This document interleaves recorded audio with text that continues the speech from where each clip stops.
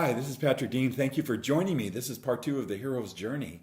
And we are going to talk about something here that is the very baseline and a very foundational part of success, fulfillment in our life, whether it's in our business, in our relationships, in our health, in our spiritual life, all of it. What we're going to talk about here in this video is something very, very powerful and very fundamental. Now, the hero's journey is a story, and the story is a universal story that about a hero who leaves home and fulfills his or her destiny out there. So if you are about fulfilling your destiny, if you are about doing more, if you are looking out in your life going, there's something more for me to do, and maybe I don't even know what it is, but you feel a tug to create more and to contribute more in life, you are on a hero's journey. Now, the hero's journey story comes from Professor Joseph Campbell, who wrote about it, who was a cultural anthropologist, and he just talked about the fact that everywhere he went, all around the world, there were legends and myths, but they all included a story that was very, very similar. So that story, the hero's journey, is what this series of videos is about, and the application to us in modern times. So Carl Jung, a very famous German psychologist or psychiatrist, talked about the hero's journey being such a fundamental story in our life that it's almost like it's in every man and every woman's DNA, this story. That's why it's so exciting. So the decision that we make is whether we want to be on this journey or whether we're going to be a spectator in our own life. Spectating, like watching your favorite team, cheering your favorite team on, going to the stadium, or watching on the screen, is a safe place to be. It's great to spectate, but it's not the same, as you well know, it's not the same as being down on the field. If you're down on the field, you're considered a player, and how you perform and what you do is up to you. It is your responsibility, and you will take the win or loss, whereas a spectator never really has to do that. Now, the value of taking a hero's journey, as well as the value of being a player, is the great wisdom that comes along with it, the great excitement that comes along with being on a journey, the great ups and downs that go on, but in the end, it's the experience of a fulfilled life. So, let's jump into part two. Part two is called the desert. And the desert is where the hero goes. Now, in the Bible, there's 40 days in the desert. And throughout all of literature around the world, there's always a symbol of a place like a desert, a very, very harsh place where the hero goes. And the hero has to make a stand for themselves. So a desert represents self-reflection. It represents looking within ourselves. So you look in a mirror at home, you get your journal out, you begin writing, and what you're writing about is the person that you want to be, the person that you want to be. So you start designing your character. Now, some people say, well, how can I design character?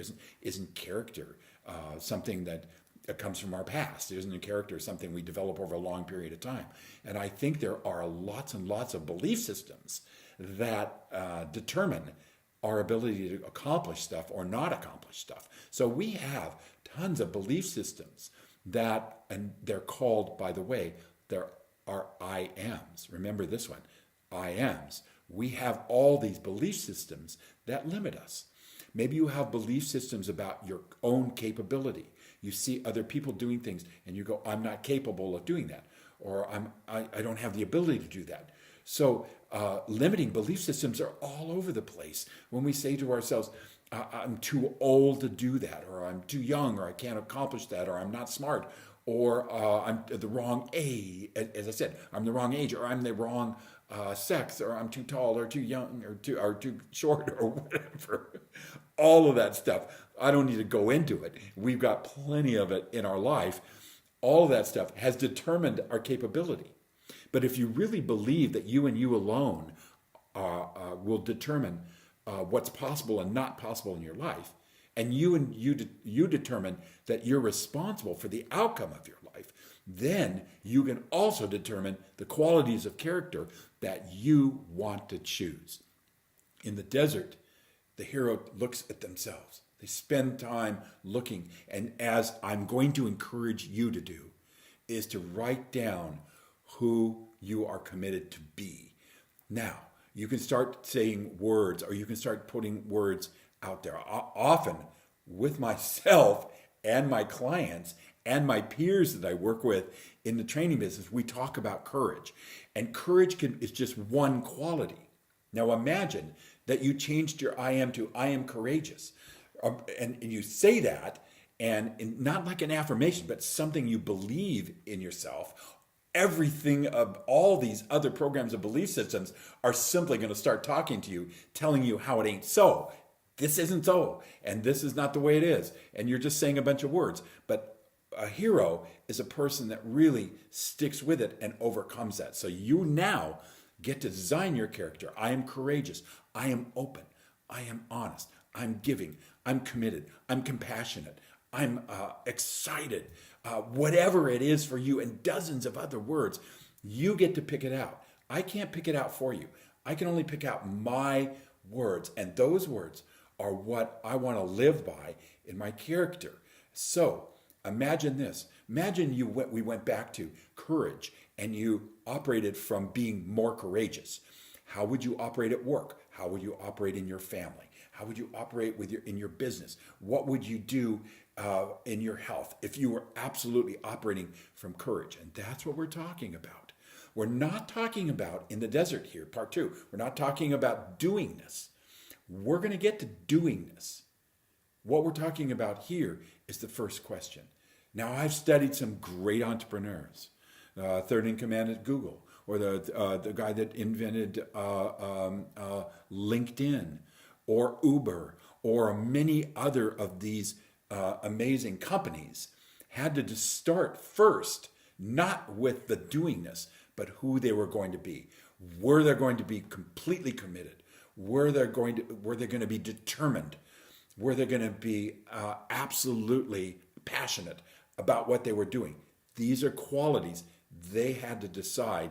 And it would be the same kind of qualities, not the specific qualities, but the same kind of thing for us to decide who we are going to be. That's the desert. You decide that. You look in the mirror tonight and you look and you say, this is the type of person that I am committed to be. And you can write down those words. Some people just write them down on a card or write them in a journal, hang them on their refrigerator, on their wall, so they can see them all the time and start to connect yourself with those words rather than the amazing amount of other voiceover stuff that we have going on in our lives. If you've done that, you are on the hero's journey. Now, we're prepare for part 3 coming up in the next video. Now, part 3 is fantastic. It's going to be about how we surround ourselves and find companions that see and support us in our new I am, see and support us in our greatness, instead of support us in our mediocrity or supporting us to turn around and take it easy. We want some of those companions, and I'm going to talk about how you find those and how you bring them into your life in the next video. So this is Patrick Dean for Seminar Systems. Thanks so much for watching this, and I look forward to meeting you again on video number 3 of the hero's journey.